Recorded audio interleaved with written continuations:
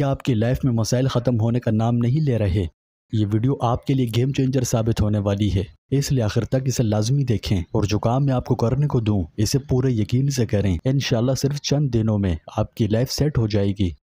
اور ہاں، یہ کوئی ہوائی باتیں نہیں، جب تک آپ اس پر عمل نہیں کرتے تب تک اس کی برکات کے بارے میں آپ جان ہی نہیں سکتے۔ بس ایک عہد کریں، جو چیز میں آپ کو بتانے جا رہا ہوں آپ پورے یقین سے اسے شروع کر دیجئے۔ اب آپ پوچھ سکتے ہیں کہ یہ کیا ہے؟ یہ ایک سپر پاور ہے جسے استغفار کہا جاتا ہے۔ جی ہاں، استغفار۔ اگر آپ چاہتے ہیں کہ آپ کی لائف سے چیلنجز دور ہو جائیں تو پھر ہر صورت یہ ویڈیو آخر تک لازمی دیکھیں، کیونکہ یہ بہت اہم ویڈیو ہے، انشاءاللہ گیم چینجر ثابت ہوگی۔ پیارے دوستوں، ہمارے چینل پر دوبارہ خوش آمدید، جہاں ہم اسلام کی خوبصورت تعلیمات شیئر کرتے ہیں۔ جیسا کہ اللہ پاک نے دنیا کو امتحان کی جگہ بنایا ہے، اس امتحان سے ہر خاص و عام کو گزرنا ہے۔ زندگی میں مختلف انسان مختلف قسم کی پریشانیوں میں گرفتار مبتلا رہتے ہیں۔ کسی کو جانی پریشانیاں لاحق ہوتی ہے تو کسی کو مالی، کسی کو منصب کی پریشانی ہوتی ہے تو کسی کو عزت و آبرو کی۔ امیر اپنی کوٹھی میں پریشان تو غریب اپنی جھونپڑی میں، کوئی روزگار اور حالات سے نالاں تو کوئی عزیز و اقارب اور دوست و احباب سے شاکی۔ غرض ہر آدمی کسی نہ کسی فکر، بے سکونی اور پریشانی میں مبتلا ہے۔ دلی سکون، قرار اور اطمینان حاصل کرنے کے لیے ہر ایک اپنے ذہن اور اپنی سوچ کے مطابق اپنی پریشانیوں کی از خود تشخیص کر کے ان کے علاج میں لگتا ہے۔ کوئی اقتدار، منصب یا عہدے میں سکون تلاش کرتا ہے، مگر جب اسے مطلوبہ منصب مل جاتا ہے تو پتہ چلتا ہے کہ اس میں تو سکون نام کی کوئی چیز ہی نہیں، بلکہ منصب کی ذمہ داریوں اور منصب کے زوال کے اندیشوں کی صورت میں اور زیادہ تفکرات ہیں۔ کسی نے سمجھا کہ سکون صرف مال و دولت کی کثرت و فراوانی میں ہے، مگر حقیقت یہ ہے کہ جن لوگوں کو یہ مال و دولت حاصل ہوا ان میں سے اکثر کا حال یہ ہے کہ کاروباری تفکرات، ترقی کا شوق، دن بدن بڑھتی ہوئی حرص اور تجارت میں نقصان کے اندیشوں سے ان کی راتوں کی نیند حرام ہے۔ اور اللہ ماشاء اللہ کسی نے رقص و سرود اور شراب و کباب کو باعث سکون جانا، مگر وقتی اور عارضی لذت کے بعد پھر بے چینی اور اضطراب برقرار۔ کسی نے منشیات کا سہارا لیا، مگر اس میں بھی صرف عارضی دل بہلاوا، عارضی فائدہ اور دائمی نقصان۔ کسی نے نت نئے فیشن کر کے دل بہلانے کی کوشش کی، مگر پھر بھی سکون و قرار نہ ملا۔ جبکہ ایک طبقہ دینی ذہن رکھنے والوں کا یہ خیال ہے کہ مختلف پریشانیوں اور مصیبتوں سے بچاؤ کا اصل طریقہ اور ان کا حقیقی علاج صرف ایک ہی ہے، اور وہ یہ کہ اپنے آپ کو گناہگار، خطا کار، نافرمان اور قصوروار سمجھتے ہوئے اللہ تعالیٰ سے معافی مانگی جائے اور گناہوں کو چھوڑ کر اللہ تعالیٰ کو راضی کر لیا جائے، کیونکہ سکون و راحت کے سب خزانے اللہ تعالیٰ کے پاس ہیں اور صرف وہی ان کا مالک ہے۔ جب مالک راضی ہوگا تو خوش ہو کر اپنی مملوکہ چیز اپنے فرمانبردار بندوں کو عطا کرے گا، اور وہ مالک راضی ہوتا ہے نافرمانی اور گناہوں کو چھوڑنے اور فرمانبرداری اختیار کرنے سے۔ ہر آدمی جانتا ہے کہ ہر اچھے یا برے عمل کا رد عمل ضرور ہوتا ہے۔ دنیا میں پیش آنے والے حالات پر سب سے زیادہ اثر انداز ہونے والی چیز انسان کے اچھے یا برے اعمال ہیں، جن کا براہ راست تعلق اللہ تعالیٰ کی خوشنودی اور ناراضی سے ہے۔ کسی واقعے اور حادثے کی طبعی اسباب جنہیں ہم دیکھتے، سنتے اور محسوس کرتے ہیں، وہ کسی اچھے یا برے واقعے کے لیے محض ظاہری سبب کے درجے میں ہیں۔ سادہ لوگ حوادث و آفات کو صرف طبعی اور ظاہری اسباب سے جوڑ دے اور پھر اسی اعتبار سے ان حوادث سے بچاؤ کی تدبیر کرتے ہیں۔ شرعی تعلیمات کی روشنی میں بحیثیت مسلمان ہمیں یہ اعتقاد رکھنا ضروری ہے کہ یہ سب کچھ اللہ تعالیٰ کے حکم اور امر سے ہوتا ہے، جس کا عقل اور حواس خمسہ کے ذریعے ادراک کرنے سے ہم قاصر ہیں۔ وحی الہی اور انبیاء کرام علیہ السلام کے ذریعے اللہ تعالیٰ نے جزا و سزا کو جو نظام سمجھایا ہے وہ ہمیں اس غیبی نظام کے بارے میں آگاہ کرتا ہے۔ وہ یہ کہ کسی بھی واقعے اور حادثے کا اصل اور حقیقی سبب اللہ تعالیٰ کی رضامندی اور ناراضی ہے۔ اللہ تعالیٰ نے حالات کو خواہ اچھے ہوں یا برے انسانی اعمال سے جوڑا اور وابستہ فرمایا ہے۔ چنانچہ انسان کے نیک و بد اعمال کی نوعیت کے اعتبار سے ہی احوال مرتب ہوتے ہیں۔ صحت و مرض، نفع و نقصان، کامیابی و ناکامی، خوشی و غمی، بارش و خشک سالی، مہنگائی و ارزانی، بدامنی و دہشت گردی، وبائی امراض، زلزلے، طوفان، سیلاب وغیرہ وغیرہ، یہ سب ہمارے نیک و بد اعمال کا براہ راست نتیجہ ہوتے ہیں۔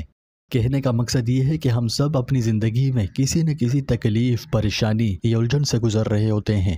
کبھی روزگار کا مسئلہ، کبھی بیماری، کبھی دل کی بے چینی، کبھی لوگوں کی بے وفائی۔ ایسے میں ہم اکثر سوال کرتے ہیں کہ میری دعائیں کیوں قبول نہیں ہوتی، مجھے سکون کیوں نہیں ملتا، مجھے راستہ کیوں نہیں دکھائی دیتا۔ تو سن لو، اللہ تعالیٰ نے صاف صاف قرآن مجید میں فرما دیا، من عمل صالحا من ذکر او انثى وهو مؤمن فلنحيينه حیاتا طیبہ، کہ جو کوئی نیک کام کرے گا، خواہ مرد ہو یا عورت، بشرطے کہ صاحب ایمان ہو، تو ہم اسے پاکیزہ یعنی عمدہ زندگی دیں گے۔ اس آیت شریفہ میں اللہ تعالیٰ کا فرمان ہے کہ نیکی پرسکون زندگی کا سبب ہے۔ چنانچہ دو چیزوں، ایمان اور اعمال صالحہ، ان کے موجود ہونے پر اللہ تعالیٰ نے حیات طیبہ یعنی بالطف عمدہ اور پرسکون زندگی عطا فرمانے کا وعدہ کیا ہے۔ ایک عام آدمی بھی یہ آیت پڑھ کر یہ نتیجہ نکال سکتا ہے کہ ایمان اور اعمال صالحہ نہ ہو یا کوئی ایک نہ ہو تو حیات طیبہ یعنی پرسکون زندگی نصیب نہ ہوگی بلکہ پریشان زندگی ہوگی۔ اور دوسری جگہ فرمایا کہ جو شخص میرے ذکر یعنی نصیحت سے اعراض کرے گا تو اس کے لیے دنیا اور آخرت میں تنگی کا جینا ہوگا۔ مطلب یہ ہے کہ جس نے اللہ تعالیٰ کے احکام کی تعمیل نہ کی بلکہ نافرمانی کی تو اللہ تعالیٰ اس پر دنیا کی زندگی تنگ کر دیں گے۔ ظاہری طور پر مال و دولت، منصب و عزت بھی مل جائے تو قلب میں سکون نہیں آنے دیں گے، اس طور پر کہ ہر وقت دنیا کی حرص، ترقی کی فکر اور کمی کے اندیشے میں بے آرام رہے گا۔ اس آیت سے یہ بھی ثابت ہوا کہ نافرمانی سبب پریشانی اور فرمانبرداری سبب سکون ہے۔ تو پیارے دوستوں، اگر زندگی میں سکھ چاہیے، چین چاہیے، ٹینشن سے آزادی، غم و پریشانیوں، مصیبتوں سے نجات چاہیے، خوشحالی چاہیے تو اللہ کی طرف لوٹ آؤ۔ خدا کی قسم وہ بڑا مہربان اور نہایت رحم والا ہے۔ وہ ہم جیسوں کے لیے قرآن مجید میں فرماتا ہے، فَقُلْتُ اسْتَغْفِرُوا رَبَّكُمْ إِنَّهُ كَانَ غَفَّارًا يُرْسِلِ السَّمَاءَ عَلَيْكُمْ مِدْرَارًا وَيُمْدِدْكُمْ بِأَمْوَالٍ وَبَنِينَ وَيَجْعَلْ لَكُمْ جَنَّاتٍ وَيَجْعَلْ لَكُمْ أَنْهَارًا۔ مفہوم ہے، اپنے رب سے معافی مانگو، بے شک وہ بڑا بخشنے والا ہے۔ وہ تم پر کثرت سے بارش برسائے گا اور تمہارے مال اور اولاد میں اضافہ کرے گا اور تمہارے لیے باغات پیدا کرے گا اور نہریں جاری کرے گا۔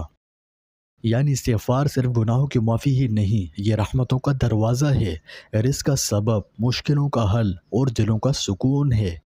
حضرت امام حسن بصری رحمۃ اللہ علیہ کے پاس ایک شخص آیا، کہنے لگا بارش نہیں ہو رہی، میرے کھیت سوکھ گئے ہیں۔ امام صاحب نے فرمایا استغفار کرو۔ پھر کچھ دیر بعد ایک اور آدمی آیا، اس نے بے اولادی کی شکایت کی، کہنے لگا میرے ہاں اولاد نہیں ہو رہی۔ فرمایا استغفار کرو۔ پھر تیسرا آیا کہ رزق کی تنگی ہے، جواب وہی تھا کہ استغفار کرو۔ لوگ متجسس تھے کہ ہر مسئلے کا ایک ہی جواب کیوں؟ چنانچہ حاضرین مجلس میں سے کسی نے امام صاحب سے اظہار تعجب کیا کہ مختلف اشخاص نے مختلف مسائل بیان کیے اور آپ نے ہر ایک کو ایک ہی حال بتلایا۔ چنانچہ امام حسن بصری رحمۃ اللہ علیہ نے سورہ نوح کی یہی آیات پڑھ کر انہیں مطمئن کر دیا۔ پیارے دوستوں، آپ سوچ سکتے ہیں کہ استغفار ہی کیوں؟ تو سنیے، علماء کرام فرماتے ہیں کہ استغفار زندگی کے بند دروازے کھولتا ہے، یہ گناہوں کے پردے ہٹاتا ہے اور اللہ کی رحمت کو متوجہ کرتا ہے۔ تو جب سب راستے بند ہوں، جب کسی سے بات کرنے کو دل نہ کرے، دل بوجھل ہو، جب تنہائی کا درد بڑھ جائے، جب غم برداشت سے باہر ہو جائیں، تو اللہ کی طرف رجوع کریں، اس کے حضور اپنے چھوٹے بڑے گناہوں کی معافی مانگیں، استغفار کریں اور خوب کثرت سے کہیں استغفر اللہ الذی لا الہ الا هو الحی القیوم واتوب الیہ، اور دل سے کہیں، بار بار کہیں، پھر دیکھیں کہ کیسے اللہ آپ کے لیے آسانیاں پیدا کرتا ہے، کیسے آپ کے غموں کو دور کرتا ہے، کیسے آپ کے لیے مصائب سے نکلنے کے راستے بناتا ہے، اور کیسے آپ کو غیبی ذرائع سے رزق عطا فرماتا ہے۔ یاد رکھیے، ہماری حالت اس وقت تک کبھی بدل ہی نہیں سکتی جب تک کہ ہم اپنے رب کے سامنے جھکنے کو تیار نہ ہوں۔